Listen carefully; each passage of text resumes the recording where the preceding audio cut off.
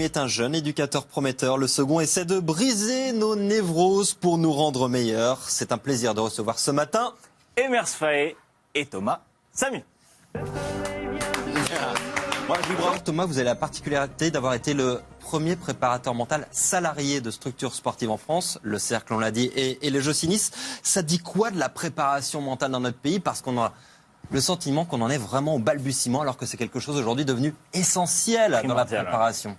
Je pense que dans votre question, il y a la réponse. On est en 2019 et malheureusement, j'ai envie de dire, je suis pour l'instant l'unique préparateur mental qui est salarié de 2 structures professionnelles.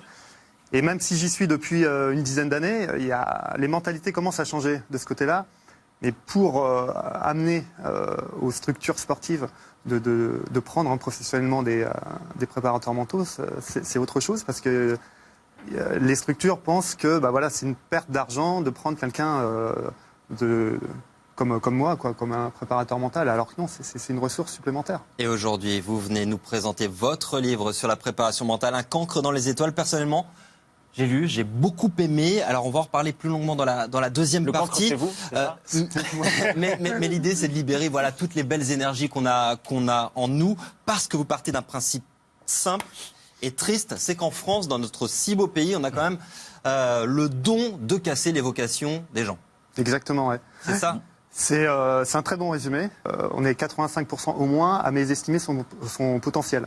Non pas forcément qu'on se mésestime, mais c'est incroyable. Même tous les grands sportifs que j'ai pu avoir la chance de rencontrer, et même dans les conférences que j'anime, les formations aussi en entreprise que je fais, et le constat est le même, quel que soit notre statut. 85% au moins, c'est considérable. Alors maintenant, qu'est-ce qu'on en fait de ce constat? Est-ce qu'on continue dans la même direction, avec la même pédagogie, le même management en entreprise ou dans le sport, où on commence à réfléchir un peu différemment? Eh bien non, ça va changer grâce à ce bouquin, grâce à vos méthodes que vous allez nous dévoiler tout à l'heure. Je voudrais revenir sur ce livre, Thomas. C'est un petit peu... le développement personnel, c'est un petit peu ce qui est à la mode. C'est quoi? C'est une méthode un peu novatrice que vous essayez d'expliquer? Parce qu'il y a beaucoup de choses qui se font déjà. Oui. Alors, ça, c'est une méthode qui... c'est le fruit d'une réflexion et d'une expertise de 20 années. Mais si je vous pose la question, sur une échelle de 0 à 10, au niveau de l'estime de vous, combien vous mettriez? 10. Une grosse confiance en moi. Très bien. On se dit, qui je suis moi pour oser me mettre 9, 10 On va pas se mettre non plus 2, 3, parce que non, bien sûr. On va pas passer pour le rigolo de service. Donc on va se mettre 6 et demi, pas plus. Moyenne basse. Ouais. Donc c'est juste ça ma méthode, c'est qu'on arrive à être le plus heureux possible en étant qui on est.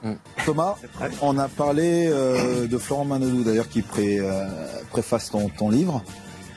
Tu vas recollaborer avec lui. Si jamais il redevient champion olympique, qui redevient performant comme il a pu l'être, moi je pense même personnellement qu'il va peut-être être encore plus fort que Florent Manodou qu'il a été précédemment. Est-ce que ça aurait été le summum de ta carrière en termes de coaching? Je te piège un peu. Alors, tu te mets combien? À Flo, je mets... Non, je parle pas de Flo, je parle de toi. En fait, moi j'aime bien parler en termes d'équipe.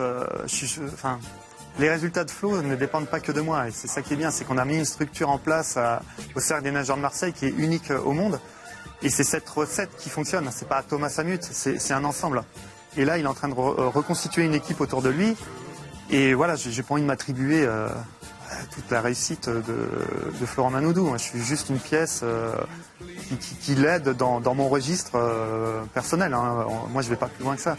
Après, je suis tellement heureux de le voir épanoui comme ça que je m'en contente aisément. T'es modeste, mais t'as une part vraiment plus qu'importante dans sa réussite future. Merci.